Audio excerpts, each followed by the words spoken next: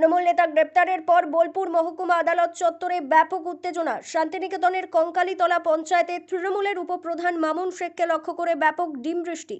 আদালত চত্বরে প্রবেশ করানোর সময় বেধড়ক মারধর করে উত্তেজিত জনতা ও বিজেপি কর্মী সমর্থকরা।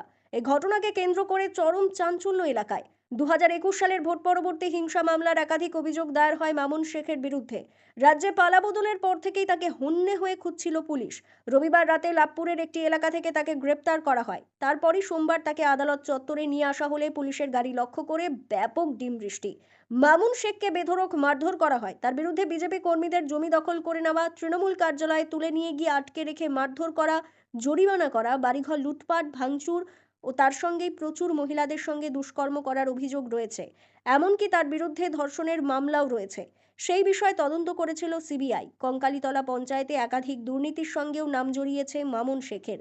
তাই এদিন আদালতে নিয়ে আসার সময় কঙ্কালীতলা পঞ্চায়েতের বিভিন্ন গ্রামের মানুষজন আদালত চত্বরে জড়ো হয়েছিলেন। তাদের রাগের বহিঃপ্রকাশ দেখা যায় আদালত চত্বরে। ডিমের আঘাত থেকে বাদ যায়নি সাংবাদিক থেকে পুলিশ, কেউই।